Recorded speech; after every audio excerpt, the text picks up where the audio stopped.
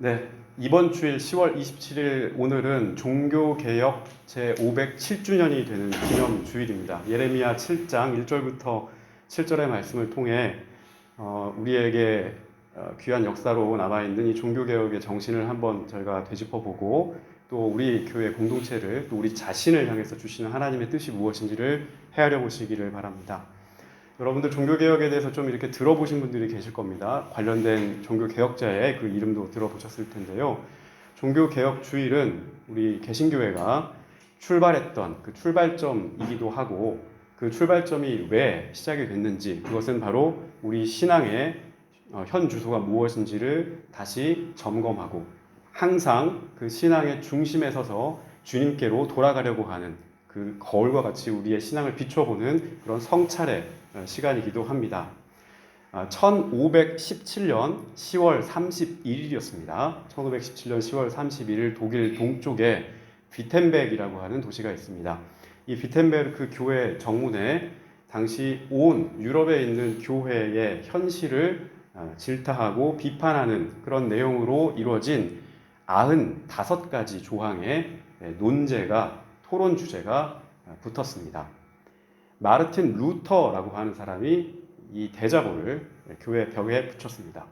이 논제가 그 뒤로 전 유럽에 들불과 같이 퍼져나갔습니다.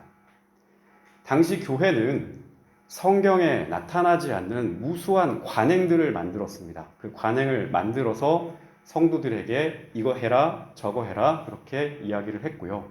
또 교회에 여러 가지 법률들이 있었는데 그 교회법을 제대로 사용을 해야 되는데 그 법을 나쁜 쪽으로 악한 쪽으로 악습으로 바꿔가지고 순진하고 뭘 잘 모르는 평범한 우리 성도들에게 그것을 잘못된 방향으로 사용하는 그런 일도 있었습니다. 대표적인 게 그 성도들에게 헌금을 그렇게 해서 잘못해서 강요하는 그런 일들이 있었습니다. 면죄부라고 하죠. 면죄부. 너희가 하늘에서 이 죄사함을 받을 수 있는 어떤 증명서 같은 거를 교회에서 발급을 했는데 어떤 설교자는 그 당시에 어떤 수도에 속해 있던 설교자는 내가 헌금함에 동전을 딸랑 이렇게 는 소리를 들으면 저 하늘에서 있는 너의 할아버지나 할머니나 너의 조상이 지옥불에 있다가 딸랑 소리를 들은과 동시에 천국으로 그 영혼이 점프한다. 그렇게 가르치기도 했습니다. 이런 잘못된 방식으로 헌금을 강요하고 교회의 재산을 불려온 결과 많은 사람들의 마음속에 진정한 신앙이 무엇이냐, 진정한 주님의 가르침이 무엇이냐에 대한 갈급함이 있었고 사람들 마음속에 불만과 불만이 그렇게 고조되고 있던 그런 상황이었습니다. 그런 상황에 이렇게 가득 차 있는 상황에 루터가 물방울 하나를 딱 떨어뜨렸는데 그 물방울이 컵을 넘치게 된 거죠. 이 당시 종교개혁 시기에 종교개혁자들이 외쳤던 구호 크게 세 가지가 있습니다. 핵심 구호가 세 가지인데 첫 번째는 오직 믿음입니다. 오직 믿음으로만 우리가 주님 앞에 구원받을 수 있다는 겁니다. 하나님께서 우리를 의로운 사람이다 라고 그렇게 칭해 주시고 우리를 구원의 길로 인도하신다. 구원의 주체가 바로 하나님께 있다라고 하는 선언입니다. 그것을 믿는 믿음에 구원의 힘이 있다는 얘기입니다. 핵심은 그 믿음, 오직 믿음으로만 우리가 나아갈 수 있다는 그 믿음에 있지 우리가 행적을 좋게 하고 공적을 많이 쌓는다고 해서 그것이 믿음의 시금석이 되지는 않는다는 겁니다. 하나님께서 죄인인 우리를 재판장에 세워서 죄가 있으나 내가 너를 의롭다 칭하니 너는 무죄하다라고 그렇게 칭해 주셨습니다. 이것을 우리를 의롭다 칭해 주셨다. 칭의라고 합니다. 너가 죄인이나 하나님이 너를 값없이 의롭다 칭해 주셨다. 이 사실을 믿는 자에게 주님의 구원이 임한다는 겁니다. 두 번째로 오직 성경이었습니다. 오직 말씀이란 말도 됩니다. 오직 성경, 오직 말씀. 우리 그리스도인이 믿고 따라야 할 최종적인 권위는 하나님의 말씀이라는 뜻입니다. 하나님의 말씀에 있지 교회의 수장, 목회자, 수도사 그런 사람들의 말이 구원의 지름길이 아니라는 겁니다. 누구나 자기가 읽을 수 있고 자기가 들을 수 있는 그 말로 하나님 말씀을 읽고 들을 수 있어야 합니다. 그 말씀을 통해서 내가 주님을 만나고 그 말씀을 통해서 내가 주님의 은혜를 직접 체험하고 그 말씀을 통해서 내가 주님에게서 힘을 얻을 수 있어야 합니다. 꼭 성직자를 중간에 매개체로 놓고 통로로 사용해서 그 성직자의 말을 통해서만 하나님의 말씀을 만나는 것이 아니라 여러분 각자가 다 하나님 앞에서 제사장이 되어서 여러분 각자가 다 만인이 하나님 앞에서 제사장이 되어서 그 말씀을 읽고 그 말씀과 함께 더불어 살 수 있어야 된다. 이게 바로 오직 성경입니다. 세 번째로 오직 은혜입니다. 이 은혜라고 하는 것은 제가 여러분들과 몇 번 나눴는데 하나님께서 우리에게 값없이 주시는 선물을 의미합니다. 그분의 아들인 예수 그리스도께서 십자가에 흘리신 보혈이 우리의 모든 죄를 대신 속해 주셨다. 그분이 친히 속죄 제물이 되셔서 하나님 앞에 자신을 드림으로 우리와 하나님 사이에 멀어져 있던 이 간격이 서로 좁아지고 단절됐던 관계가 다시 회복되고 그렇게 하나님과 우리 사이에 화목해하는 역사가 일어났다. 그것이 하나님께서 우리에게 주시는 은혜의 기본입니다. 이 영원한 생명을 누릴 수 있는 자격을 우리에게 주신 그 하나님의 은혜를 우리가 항상 집중하고 그 은혜에 발맞춰 살아가는 주님께서 값없는 희생으로 우리에게 주신 그 은혜를 우리도 닮아서 우리의 이웃을 향해서 값없는 희생을 할 수 있고 헌신할 수 있고 봉사할 수 있는 그 은혜의 삶으로 말미암아 우리가 하나님 앞에서 의롭다 칭함을 받을 수 있게 되는 것입니다. 이 세 가지 기억하십시오. 오직 믿음, 오직 성경, 오직 은혜, 이 세 가지입니다. 무엇보다 우리 기독교 신앙은 하나님 말씀을 소중하게 생각하는 그 신앙입니다. 말씀을 굳게 붙잡고 그 말씀을 거울처럼 비추어 보아서 자신을 바라보고 성찰하고 내가 이 말씀에 비추었을 때 올바른 방향으로 가고 있지 않다면 그 그릇된 방향을 바로 잡는 그것을 우리는 회개라고 부르죠. 그 회개에서부터 출발하는 겁니다. 회개해야 길을 돌이켜야 주님께로 나아갈 수가 있기 때문입니다. 그래서 세례 요한도 그랬고 우리 주님도 그랬고 복음을 전하는 그 첫 마디마다 무엇이라고 외쳤습니까? 회개하라. 천국이 가까이 왔느니라 라고 그렇게 말씀하셨습니다. 가던 그 길을 우리가 돌이켜서 주님께로 나아갈 수 있는 결단, 그것이 믿음의 결단, 그것이 회개입니다. 지금까지 우리가 편하게 믿어왔던 방식, 익숙하게 알아왔던 것들, 우리가 이것을 너무나도 그냥 편리하게 여겼던 이런 방식에서 주님께서 그게 아니다, 그 길이 아니다, 이 길이 맞다라고 그렇게 말씀하셨을 때 그것을 돌이킬 수 있는 용기와 결단, 믿음, 이것이 바로 회개입니다.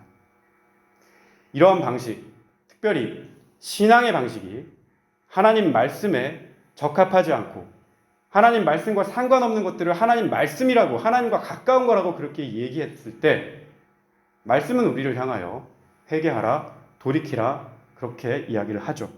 그 이야기를 들었을 때 우리가 과연 얼마만큼 주님 앞에 우리의 얼굴을 돌릴 수 있는지 그것을 생각해 볼 필요가 있습니다.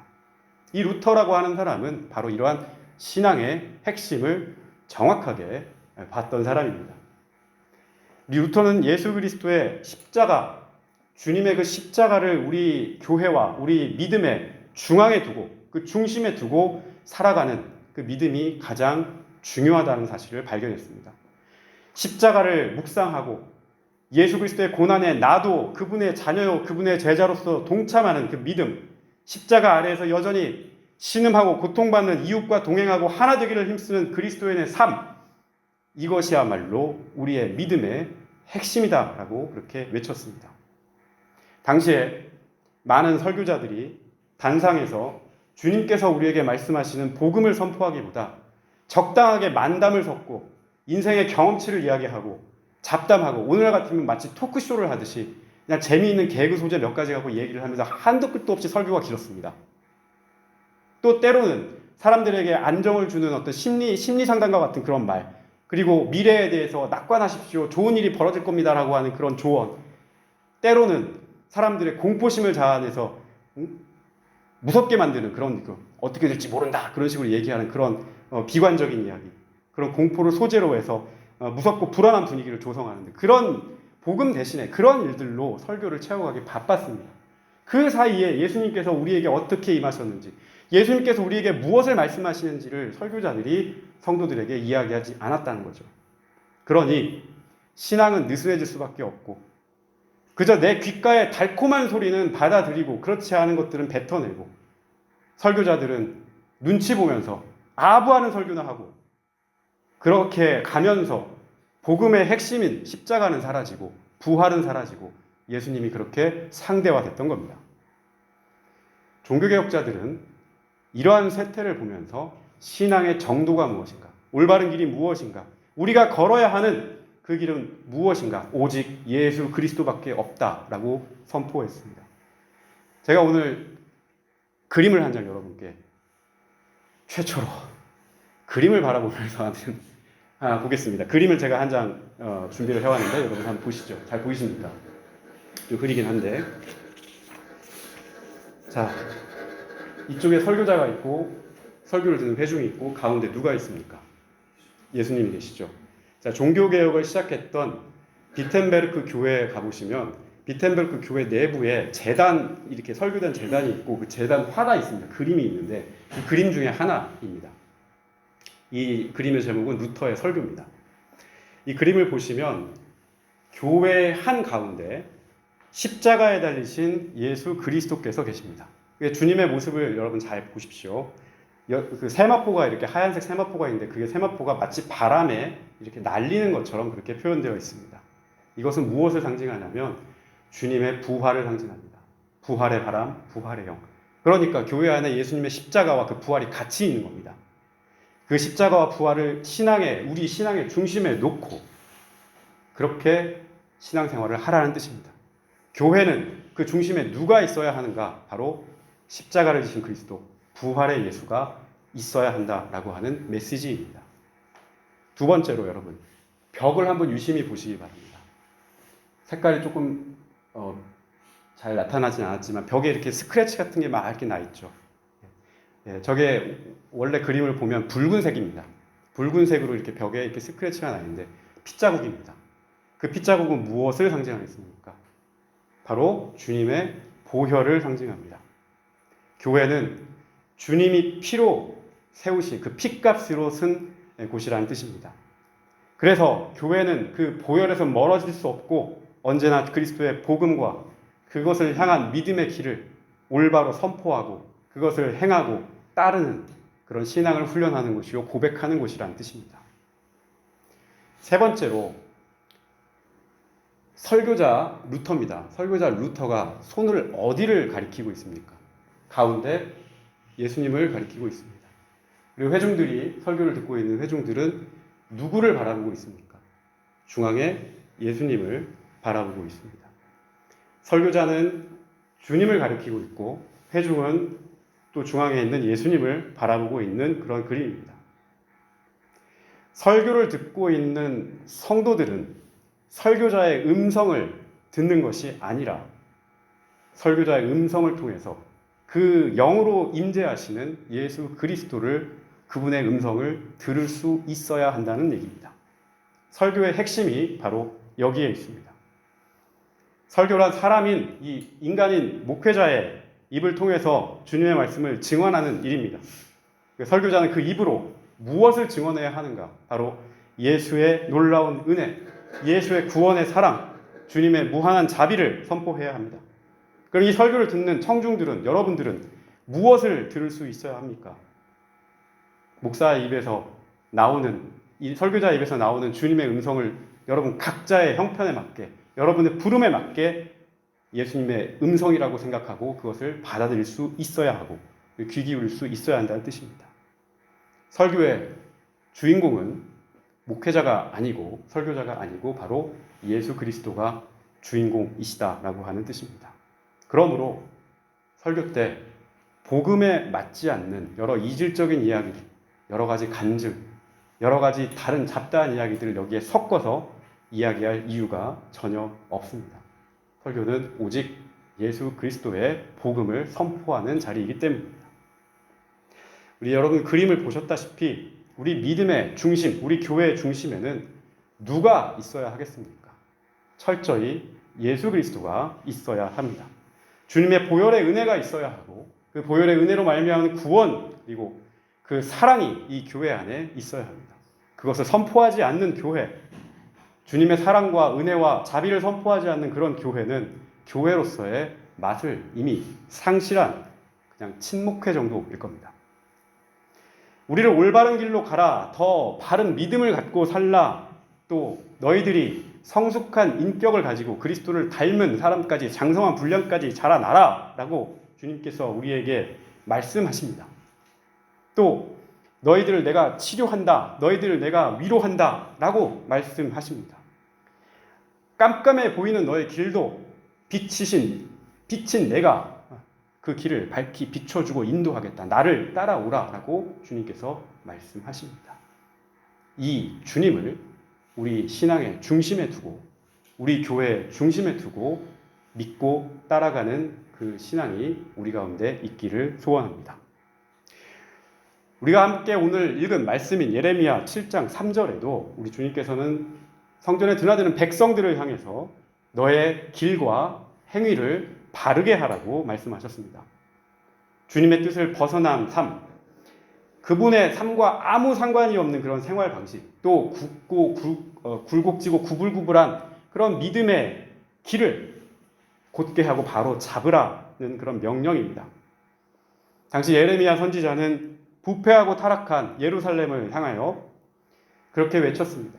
그 뒤에 마틴 루터도 당시 부패하고 무능했던 교회를 향하여 주님의 말씀을 따라라, 주님의 말씀으로 되돌아가라, 그분의 은혜 가운데 거하라, 그렇게 외쳤던 겁니다.